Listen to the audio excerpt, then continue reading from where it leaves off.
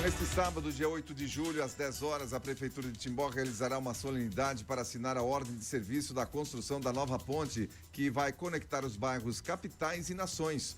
Todos estão convidados a comparecer e prestigiar o evento. O local da cerimônia será em frente ao Clube de Caça e Tiro Frederico Donner, localizado na rua Ariciliano Ramos, ali no bairro das Capitais.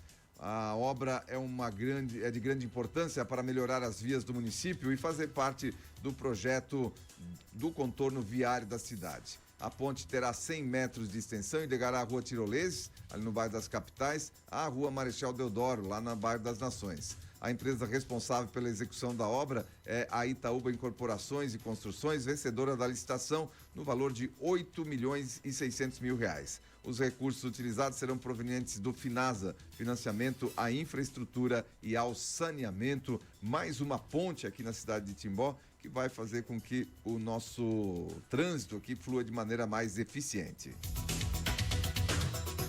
E a partir da próxima terça-feira, dia 11 de julho, o Museu do Imigrante dará início à exposição intitulada 20 anos de museu, sempre de portas abertas, em celebração às 2 décadas de existência do espaço.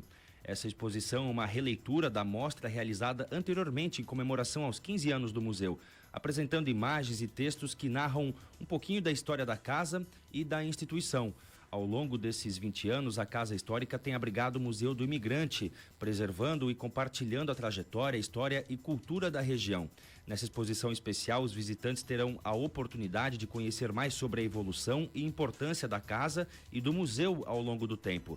A exposição estará disponível para visitação até o dia 3 de agosto. O Museu do Imigrante estará aberto para visitas de terça-feira a domingo, das 8h30 às 11h30 da manhã e das 13h30 às 17h30. A entrada tem o valor de R$5, conta ainda com desconto para estudantes. Idosos e crianças com menos de 6 anos têm entrada gratuita. Estamos trazendo atrações aí o nosso museu, os nossos museus aqui da cidade de Timbó.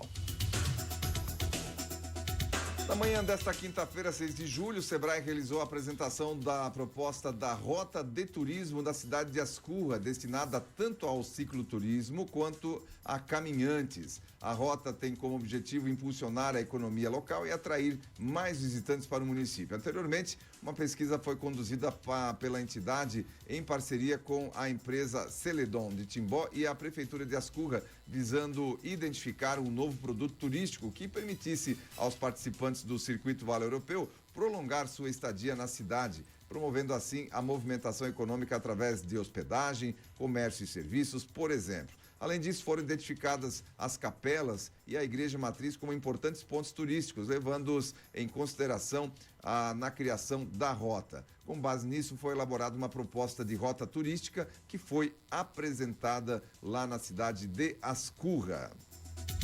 Se inserindo, né, na questão principalmente do cicloturismo aqui da nossa região, logicamente sendo um atrativo a mais para o cicloturismo e também para os caminhantes. A Câmara dos Deputados aprovou na noite desta quinta-feira o projeto de reforma tributária. O texto foi aprovado com 382 votos favoráveis, 118 contrários e 3 abstenções. Eram necessários ao menos 308 votos para a aprovação dessa proposta. A votação pode ser considerada histórica por envolver o tema da reforma tributária, pauta defendida pelo setor produtivo brasileiro há mais de 30 anos. A aprovação da proposta motivou articulações do presidente da Câmara, o Arthur Lira, do PP, e do governo Lula durante toda a semana. Após ser aprovada em 2 turnos na Câmara, a proposta segue agora para votação no Senado. A entrada em vigor da reforma, no entanto, ainda deve demorar mais, mesmo que os senadores também aprovem a medida. O texto prevê que a implantação do novo modelo de tributação inicie apenas em 2026, com uma transição que deve durar até 2033.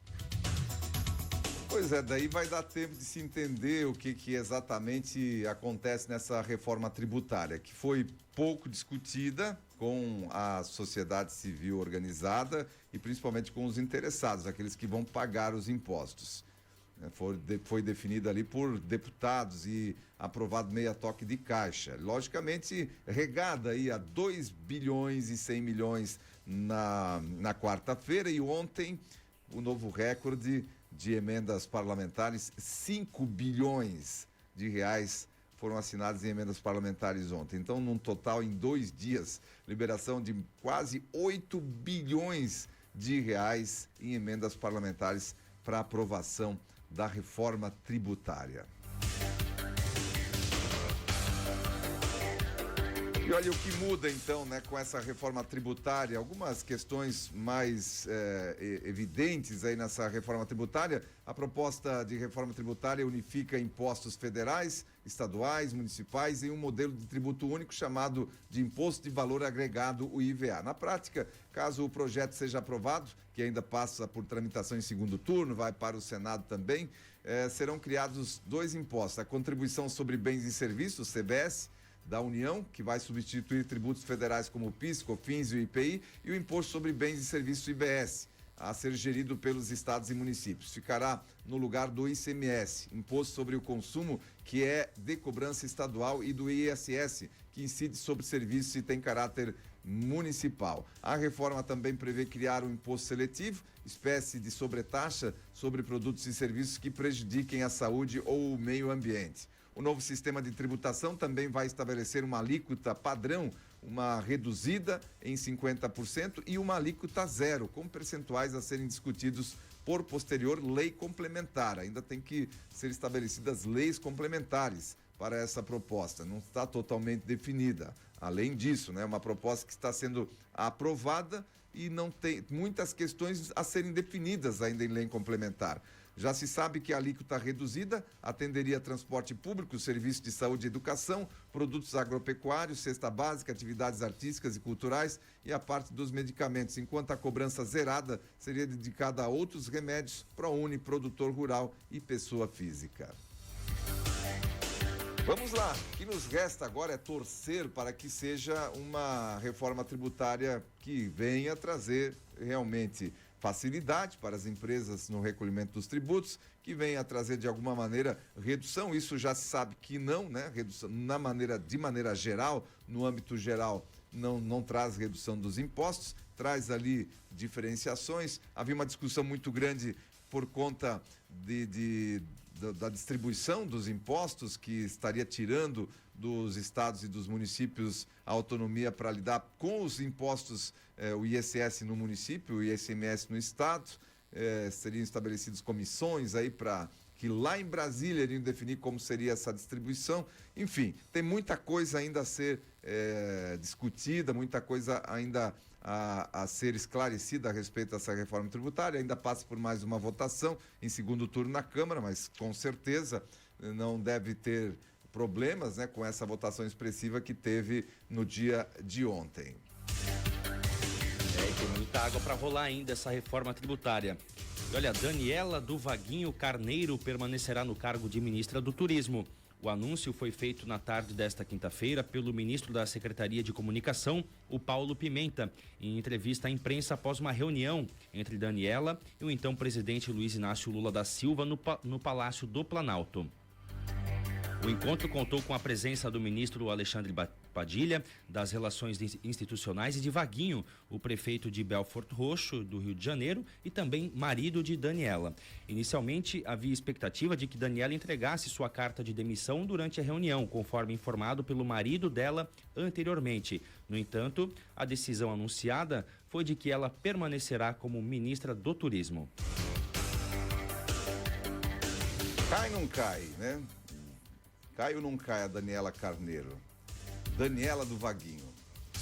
Olha, dólar em alta expressiva, fecha em 4,93, em um dia marcado por turbulências no mercado internacional. A negociação em torno da reforma tributária no Brasil, o dólar registrou uma forte alta e encerrou acima de 4,90. Ao mesmo tempo, a Bolsa de Valores sofreu uma queda de quase 2% e atingiu o menor patamar em uma semana. O dólar comercial encerrou esta quinta-feira sendo vendido a 4,93, apresentando um aumento de 8 centavos, 1,64% a mais. Durante toda a sessão, a cotação da moeda americana esteve em alta, atingindo 4,94 como valor máximo do dia, por volta das 13h15.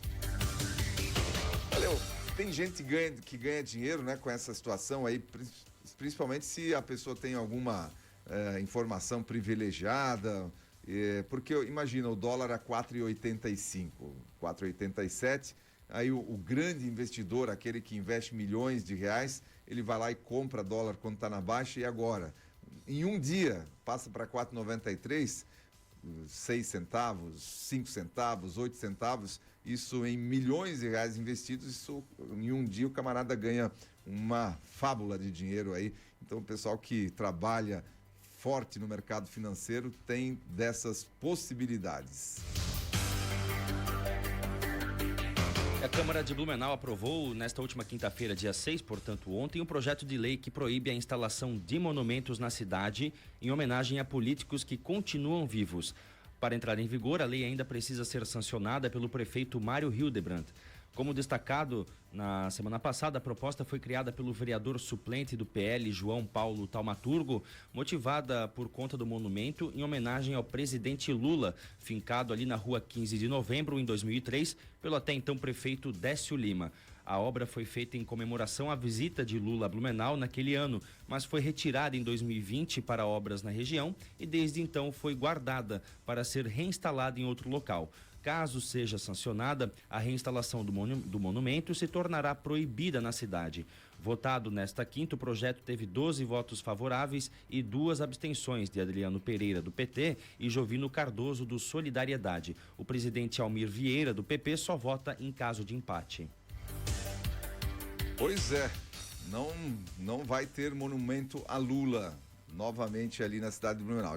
Ele já existia, foi retirado em função de obras, ia ser instalado em outro local, e agora essa lei que não permite que sejam instalados monumentos em homenagem a políticos vivos. Mas o alvo certamente era o monumento que está lá guardado em algum lugar, que iria voltar para algum canto da cidade em homenagem ao Lula.